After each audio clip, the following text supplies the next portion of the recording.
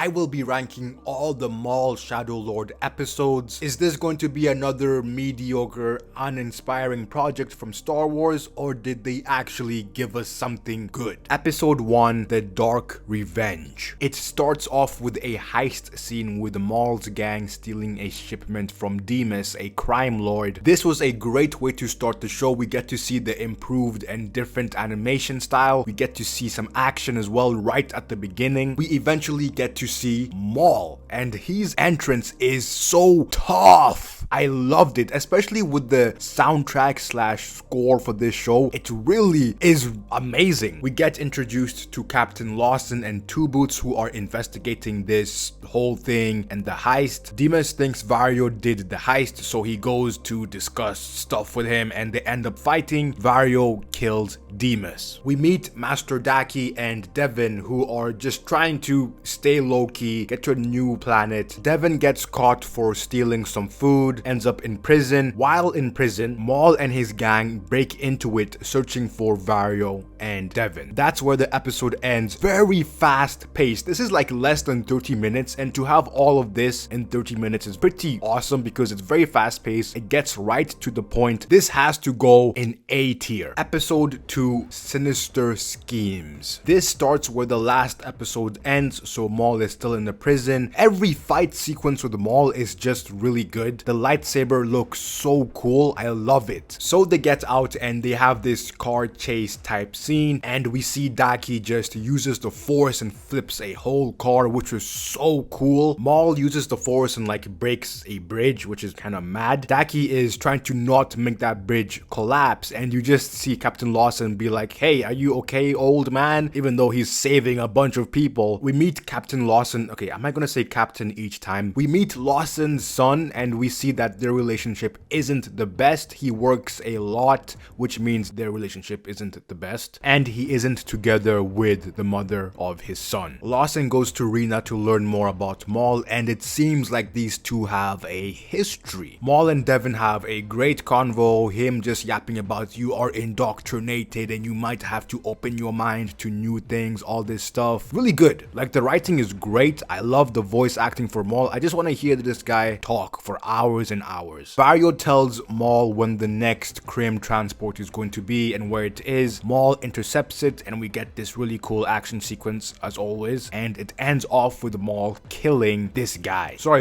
The episode ends off with Devin escaping her prison by using the force, which is, you know, good for her. B tier episode. Episode 3, Whispers in the Unknown. Starts off where we left off. Devin escapes, and now she is going to talk to MAUL, and MAUL is just basically doing his best to gain her trust. He speaks about his master who cast him aside. His brother and mother got murdered by the same enemy as Devin, and you know, just some elite yap session stuff from MAUL. Lawson and Two Boots are searching for MAUL. Lawson goes to Riley, his son's sports game, and Daki meets him there asking about Devin and where she is. Lawson ends up leaving that sports game as soon as Riley scored a point, which yeah, that's not gonna be good for your relationship with your son. Two Boots is still going on about we need the Empire to help us, blah blah blah. He ends up getting sent to desk duty, which basically means sit the fuck down and shut up. Vario is forced to speak to Krim, and basically there is a plan brewing here. The most important part of this episode is the ending, when Devin and MAUL are fighting, and we have a elite yap session again from MAUL. He calls her weak, she has no purpose or hope. He says how she is one of the few Jedi to survive, and she is refusing to fight back against the enemy, to fight back against the Empire. As he's talking, Devin is clearly getting mad, which, you know, I can understand because he isn't wrong. Everything he said kinda makes sense. The episode ends with her running away. This has to be A tier. Such a freaking amazing ending. Episode 4, Pride and Vengeance. Starts off with MAUL's brother disguising himself as MAUL. He pretends to get captured and taken to Krim. Because of all of that, MAUL is able to sneak in in very easily and basically just take care of business, kill Krim really quickly, and that's the opening scene. Devin finds Daki and convinces him that they should stop MAUL and not just run away, so they do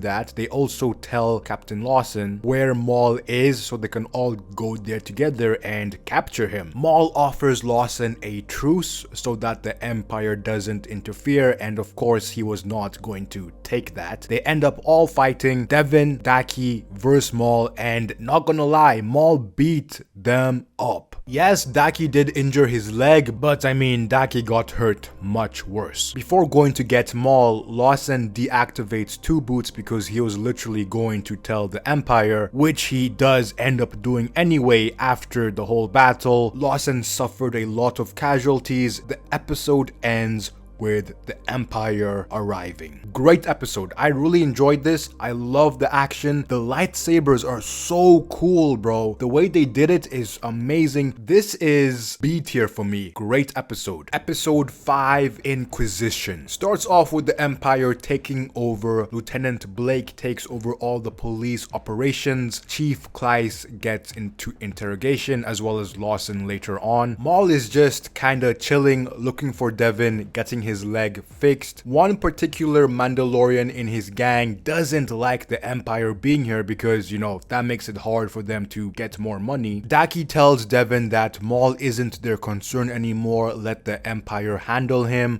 They are now trying to escape into another planet. Devin says that running away seems like a waste of their abilities. She even mentions that MAUL has a point about how they should fight back against the Empire, which is very important. This means that MAUL is getting to her a little bit. We are also introduced to the Inquisitor, which he interrogates Kleiss, and Lawson goes to the battle of last episode and is just investigating. The episode ends with Lawson going back home, finding Devin and Daki there, which puts him in a very interesting position. This is a very chill episode. I would say C tier. It's not a bad episode. It's just not as good as the other ones. It's still very important in terms of progressing the story. Episode 6, Night of the Hunted. MAUL is doing a training routine, I guess you could say. Then he finds out that an Inquisitor has arrived on the planet. Daki asks Lawson for his help on getting out of the planet. I found it very interesting, Devin and Riley talking, because they are so different. Riley is a normal kid that plays sports. Well, that's all we know about him right now. Versus Devin, who is a freaking Jedi. At Lawson's house, the Inquisitor finds them and he breaks in. Devin and Daki fight him, and eventually they all end up leaving on a transport type ship. I love the back and forth between Devin and Lawson. I mean, the way they met, she was arrested, so I can get why she is not really open or nice to him that much. While this is happening, Two Boots learns that Lawson is a wanted person, and he gets told to remove his boots because they are not standard issue. Slowly but surely he is learning about the Empire. Lawson goes to Reyna for help. Eventually the Empire comes. Devin and Riley get separated from Daki and Lawson. Devin has to fight the Inquisitor for a little bit. Then MAUL came in and helped her. That sequence on their train was beautiful. Ends off with the Inquisitor talking to his superior. I wonder who that could be. Great episode. Let's put this in B tier. Episode 7, Call to the Oblivion. MAUL takes Riley and Devin to his base. At this point, MAUL is hoping that Devin is going to join him so they can both leave the planet, but no, Devin and Riley sneak away. MAUL gets pissed and he's basically just saying like, yo, what more do I need to tell you for you to join me? The Empire finds them. MAUL leaves her so he can go and help his gang. A very interesting moment happened here because Devin could have snuck away with Riley, but she decides to stay and kinda help MAUL fight back against the Empire. Because of this, Riley ends up getting captured and taken to the police station. Devin bumps into Daki and Lawson. Daki has the audacity to say that they should leave the Lawsons alone to deal with this because the Empire want the Jedi Jedi a lot and they're causing problems, even though Daki went to Lawson's house. Like, bro, this is on you. You can't just leave them behind now. Devin heavily disagrees and they all decide to go and try save Riley. There is another Inquisitor now, the Crow, according to Google, and Maul has to fight both of them. This is the first time we actually see Maul worried because both these guys are really good and he knows he can't beat them. One of his fellow brothers or from the same planet tries to help him but ends up getting killed. At the end, Maul ends up using the Force to bring down a bunch of rocks on everyone and maybe he died. I don't know. B tier episode. Episode 8, The Creeping Fear. Maul isn't dead, of course. The rocks are a distraction for him to run away and escape from the Inquisitors. Then he goes through this period of having flashbacks about Sidious and what Sidious did to his home and his family. He killed his brother. He basically tortured him while they were training. Maul does mention this, but seeing the flashbacks and seeing Sidious laughing in the background, this gives a lot of good depth to Maul and his motivations. He wants to stop Darth Sidious. He wants to make sure that he doesn't do what he did to him on anyone else, as he said in the episode. Two Boots finds out that Chief Klyce is most likely dead. He ends up rescuing Riley and going against the Empire. Devin steals a ride and they all ride into the sunset. No, I'm joking. They have this car chase scene. They end up escaping. For now, they are going to Rena because she says that she has a ride even though she is compromised. Devin and Daki sense that something is wrong because they have that Jedi sixth sense type stuff. Lawson calls Rena and he does find out that yeah, something is wrong. They escape and Rena shouts out to her. She stands on business and blows up that ship, which eventually just blows up the whole building. This is a very strong B tier episode, borderline A tier, but for now it's staying in B tier. Episode 9, Strange Allies. In the last episode, I forgot to say this, but it ends off with Dryden Voss requesting an audience with Maul. This episode, that conversation happens. Voss will give Maul refuge, but Maul has to kill the leader of Crimson Dawn so that Voss can take over in that capacity. Maul and his gang end up working with Daki, Lawson, Devin, and everyone else so that they can all come together and try get off this planet. As they're trying to do this, the Inquisitors find them and we get